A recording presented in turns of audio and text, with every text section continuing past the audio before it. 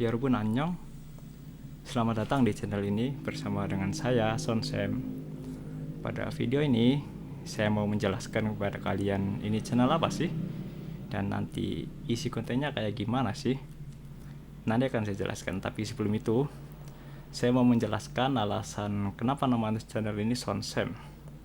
Jadi, Sonsem itu merupakan gabungan dari kata Son dan Sem, di mana Son adalah inisial namaku tentu saja, dan Sem itu dari kata Son Seng Nim, yang merupakan panggilan untuk bapak atau ibu guru.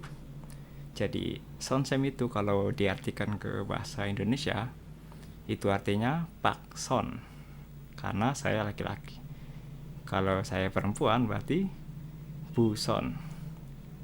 Disclaimer dulu, walau nama channel ini Sonsem, tapi sebenarnya saya bukanlah guru.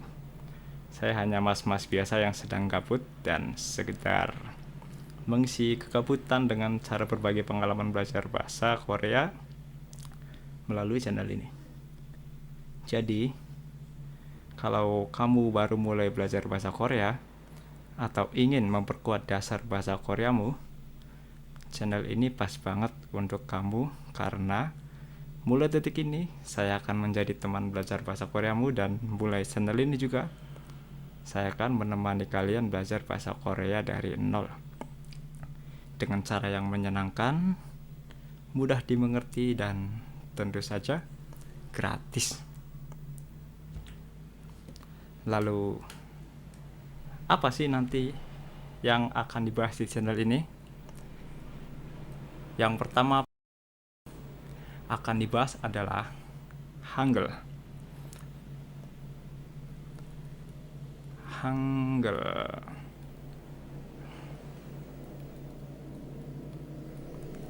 Hangul itu apa sih?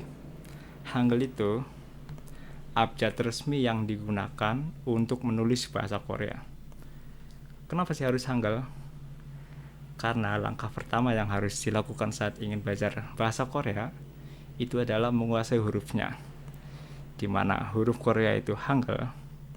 Jadi apapun tujuannya, misal ingin melanjutkan pendidikan di Korea agar bisa kuliah dengan beasiswa atau pertukaran pelajar misalnya, atau juga ingin belajar bahasa Korea karena mau kerja di Korea lewat sistem resmi G2G pemerintah dengan cara lulus ujian EPS TOEIC misalnya, atau juga ingin belajar bahasa Korea hanya sekedar hobi kayak menikmatin musik K-pop biar tahu liriknya misalnya, atau biar bisa nonton K-drama tanpa subtitle, atau bisa juga ingin berkomunikasi dengan Korea, dengan orang Korea, atau juga ingin belajar bahasa Korea karena mau traveling ke Korea misalnya, biar paham bahasanya walau dikit-dikit, biar kita bisa nanya arah misalnya, atau pesan makanan, minuman, atau bahkan interaksi dasar dengan, dan masih banyak lagi. Jadi apapun tujuannya, hal pertama yang dipelajari oleh orang-orang yang mau belajar bahasa Korea itu adalah Hangul. Hangul tuh ada berapa sih Hangul tuh? Hangul ini dibagi menjadi empat bagian. Yang pertama itu ada huruf vokal. Huruf vokal nanti ada 10 huruf. Yang kedua ada huruf konsonan.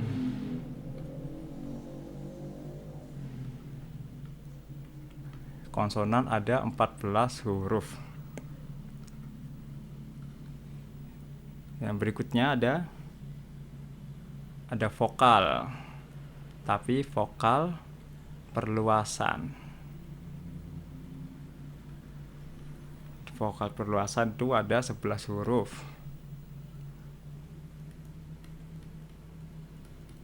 Dan yang terakhir itu ada konsonan kembar atau konsonan ganda.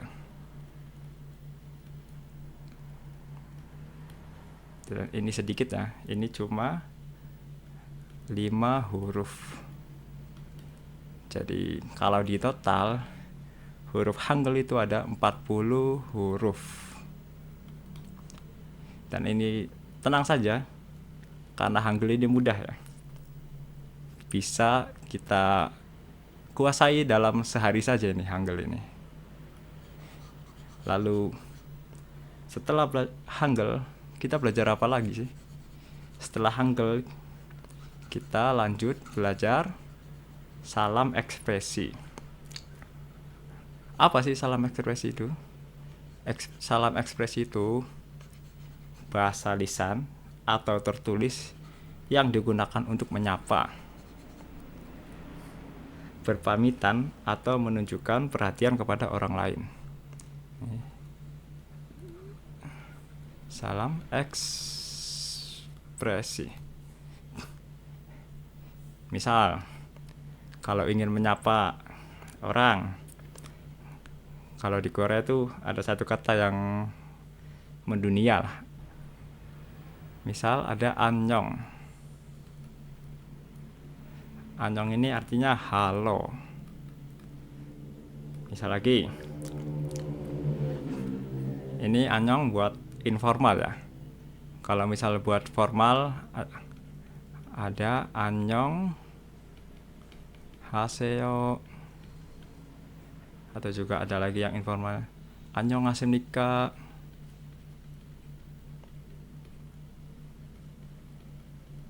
Nika. Buat yang belum belajar Hangul ini, pahami saja dulu. Nanti akan kita pelajari pada video berikutnya. Jadi terima saja karena ini hanya sekedar intro ini. Berikutnya apa lagi sih?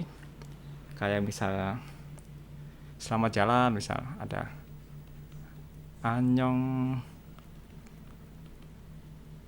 annyeonghaseyo misal ada lagi selamat ulang tahun, 생일 축하요, atau 생일 축하합니다. Ini untuk formalnya dan sebagainya. Lalu setelah salam ekspresi ada apa lagi sih? Kita lanjut misal pelafalan. Jadi dalam bahasa Korea itu ada huruf-huruf yang dibacanya tidak sesuai dengan huruf yang tertulis. Jadi ada aturan bacanya. Misal ada mangne. Ini tulisannya ini mak nae. Itu artinya yang termuda atau bungsu. Ini kalau dibaca secara hurufnya maknae. Tapi kalau dibaca sesuai aturan pelafalan, dibacanya menjadi mangne, yang termuda. Ada lagi misal dengnok. Tulisannya ini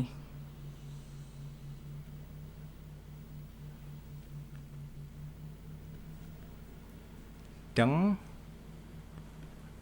tulisannya. Ini artinya registrasi atau pendaftaran. Ini secara tulisannya dengrok. Tapi kalau dibaca menjadi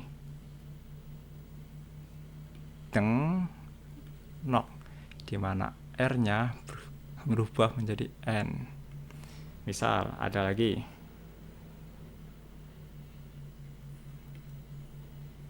silang. Ini secara tulisannya sin rang. Nah, ini bahasa Indonesianya. Mempelai laki-laki. Ini tulisannya kalau secara tulisan sin dan rang. Tapi kalau dibaca niannya ini akan berubah menjadi L. Jadi dibacanya silang.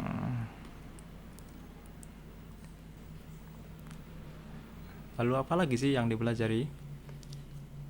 Selanjutnya kita menyusun kalimat.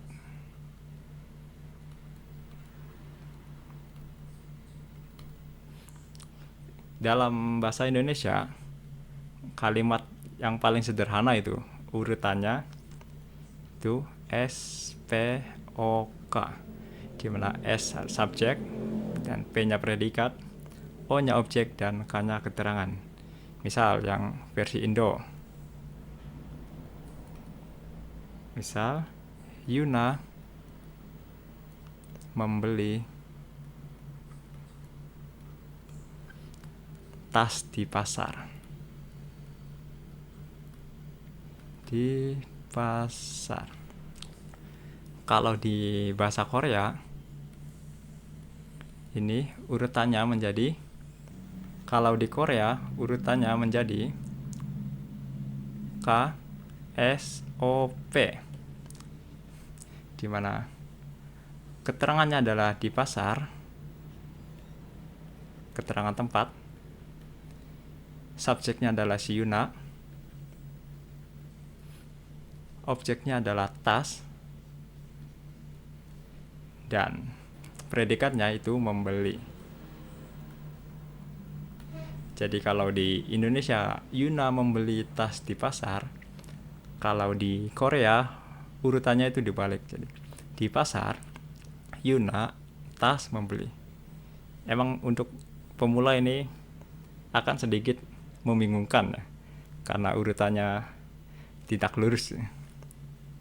Terus contoh lagi, misal contoh ada ini Indonesia ya, ini Enbi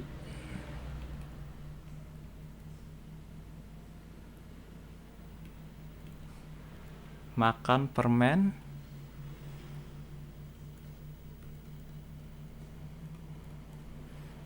di rumah.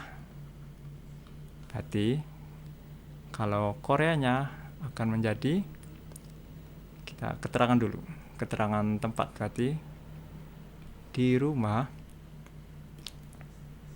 subjeknya Enbi, objeknya permen, terus predikatnya makan.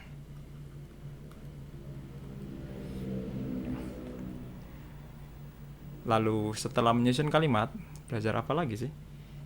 Kita bisa lanjut ke partikel. Apa sih partikel itu? Partikel adalah kata-kata kecil yang ditambahkan pada kata benda, kata ganti, atau kata lain untuk menunjukkan peran atau fungsinya dalam kalimat. Nih, misal di bahasa Indonesia tidak ada partikel nih bahasa Indonesia. Yuna membeli tas di pasar. Sedangkan bahasa Korea ini setiap kalimatnya ada partikelnya. Misal di pasar, karena ini tempat kejadiannya, kita ada tambahan eso. Terus Yuna sebagai subjek kita tambahkan ga, Yunaga. Terus tas sebagai objek kita tambahkan el. Jadi di pasar Yuna tas membeli, setiap kalimatnya kita ada tandanya gitu. Jadi kalau diterjemahkan ini di pasar, 시장에서 유나가 tas ini 가방을 membeli adalah sada, 삽니다.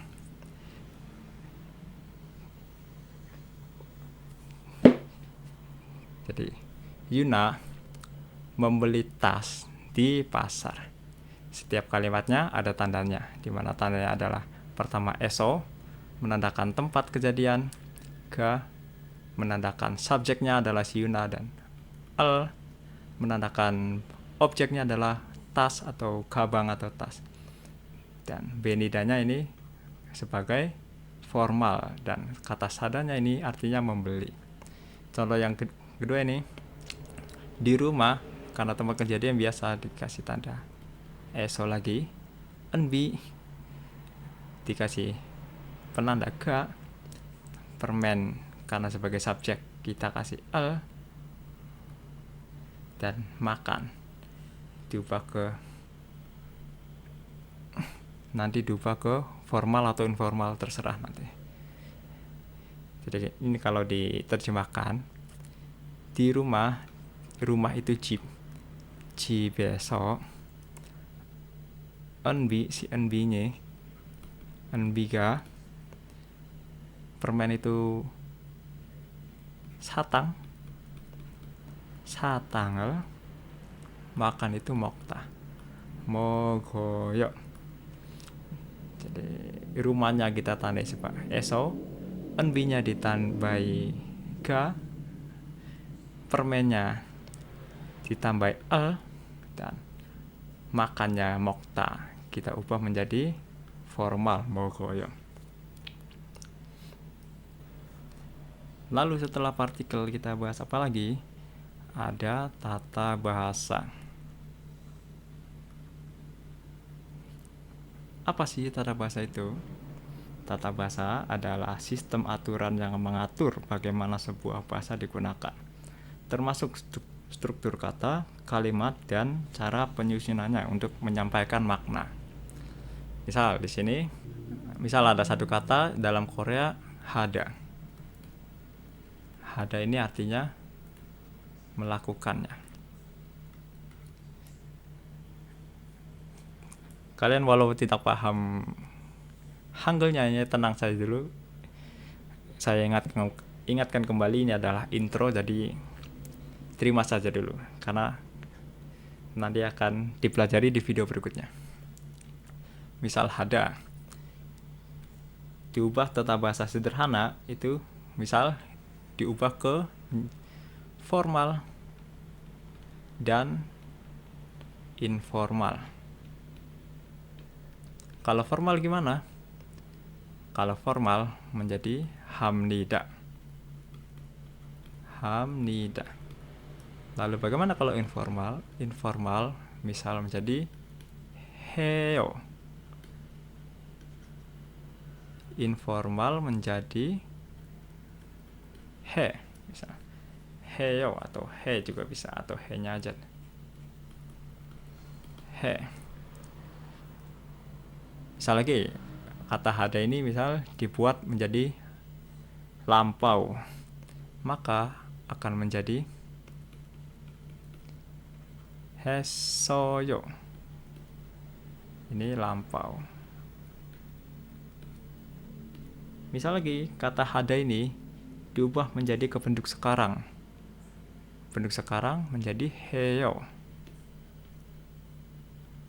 Sekarang. Bagaimana kalau diubah ke bentuk masa yang akan datang? Maka hada akan berubah menjadi halkoyeyo.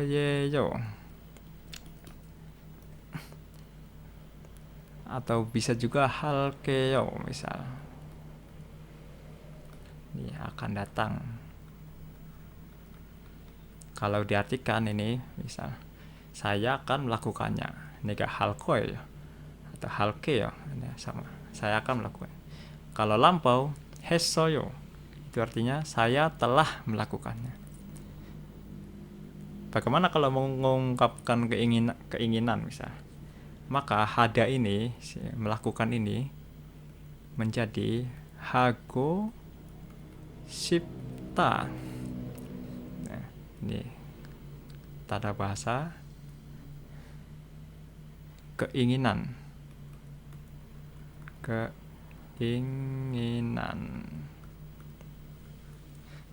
Saya ingin melakukan hago sipta. Bagaimana kalau hada ini dihubungkan dengan pengalaman di masa lampau? Ada lagi tanda bahasa han jogi kita pernah melakukannya. Ini pernah melakukannya di masa lampau. Misal kalau hadanya bingung, misal berolahraga, misal undong hada, undong hanjo kita, berarti pernah berolahraga kemarin misalnya gitu, pengalaman di masa yang lalu. Lalu yang terakhir kita bahas EPS topik. Apa sih EPS topik itu? EPS topik itu ujian kemampuan bahasa Korea yang dirancang khusus untuk calon pekerja asing yang ingin kerja di Korea melalui sistem izin kerja. Jadi nanti kalau kalian mau bekerja di Korea itu misalnya harus lulus ujian EPS topik terlebih dahulu. Dan di channel ini nanti akan kita bahas apa saja sih yang harus dipelajari, misal buat lulus EPS topik, terus soalnya kayak gimana sih buat lulus EPS topik. Nah, semua hal tentang EPS topik nanti akan dibahas di channel ini, tapi tidak dalam waktu dekat, karena untuk sekarang channel ini akan fokus untuk membahas hal-hal dasar terlebih dahulu. Sebelum video ini semakin panjang, kita akhiri dulu video kali ini. Sekian dulu intro perkenalan channel ini. Sampai jumpa di video berikutnya.